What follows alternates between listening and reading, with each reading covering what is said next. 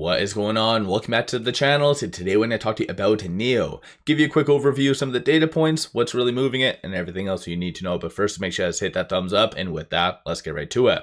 So NIO is up 0.58%, 342 the low, 347 the high, kind of low volume. So 3.9 million shares being traded, 31 is the average. Although today is Friday, so that's historically just lower volume in general. And yesterday, a day the market was closed. So a lot of large entities probably going to be taking today off as well, so I don't anticipate any crazy moves, but you did see a high of 348 during the pre-market. So today there wasn't any macro data points, no news, no SEC filings associated to NIO, so it's piggybacking off the broader market. Market seems to be pretty optimistic, the fact that the States is not going to be striking Iran as of right now, so it looks like they kind of flipped on their decision.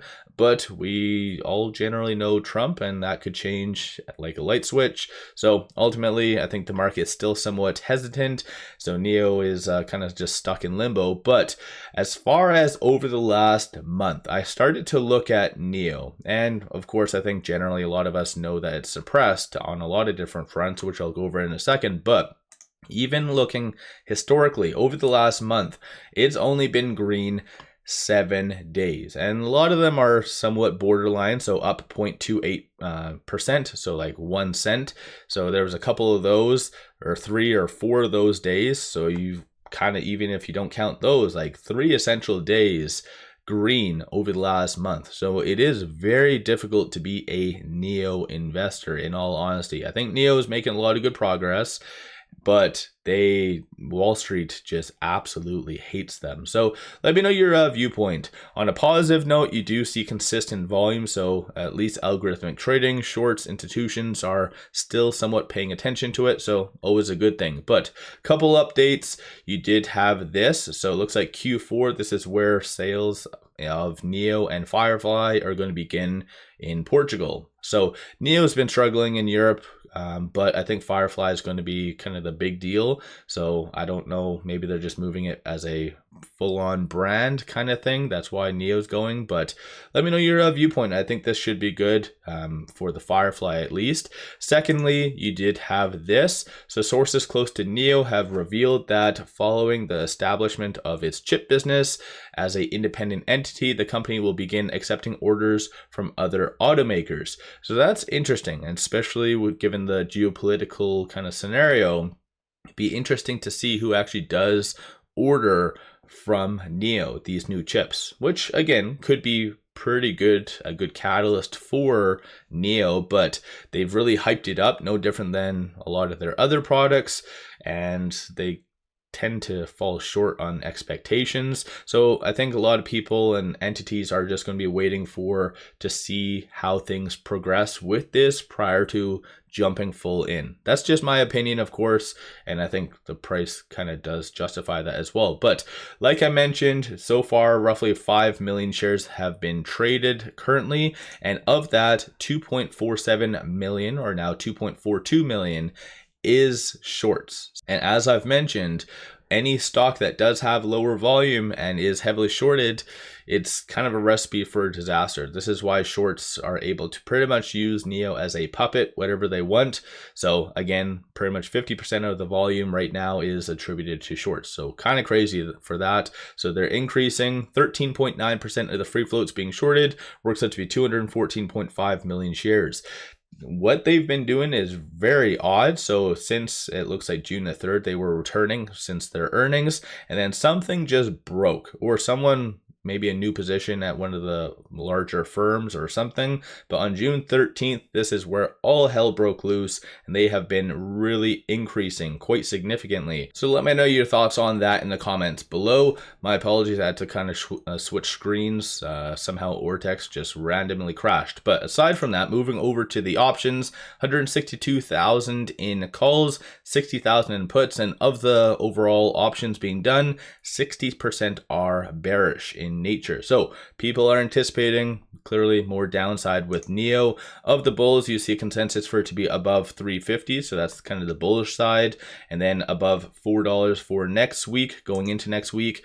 Bears are anticipating for it to be sub 350. With today being Friday, just take note of the open interest. So at the $3 strike price, you have 15,000, 29,000 at that 350. 56,000 at that 4, 19,000 at 450, and then 67,000 at that 5.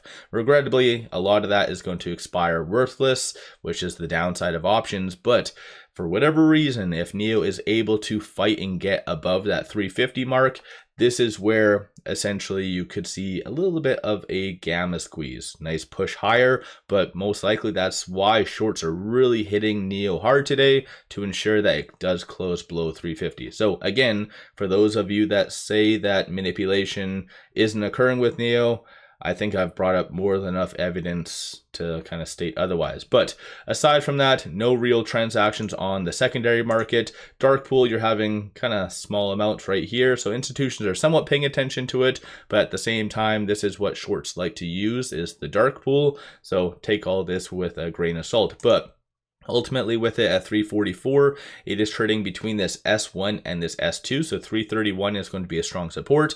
349 is going to be the next strong target / resistance, which as of right now, neither have been touched. So it's kind of just stuck in limbo. But with 349 being a strong resistance level, that kind of helps shorts, unfortunately. And no real articles really coming out. There was that one rating that I did bring up, which was a upgrade, went from 370 to 380. Goldman Sachs, Tina, who has a 52% success rating. So it is okay for that. As a consensus over the last 3 months, $4.51 is that price target, representing a 31.1% upside. So I think just NIO gets hit very, very hard a lot of the time. And from what I can see on social media, just the sentiment is very low.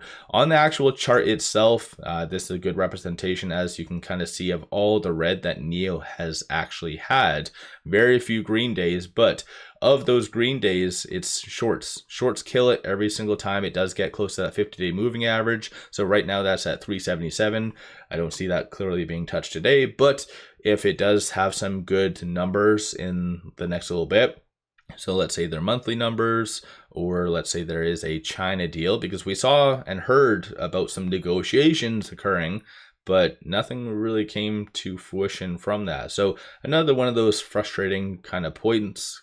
Clearly things aren't going all that well for that, but 377 is going to be that key pivot for NIO, and hopefully it is touched sooner rather than later. So let me know your thoughts on NIO. Are you buying? Are you selling?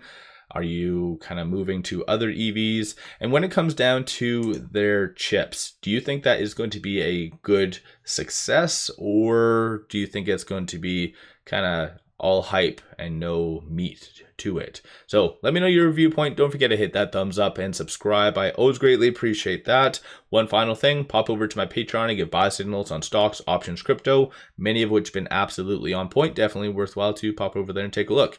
With all that, appreciate all of you watching.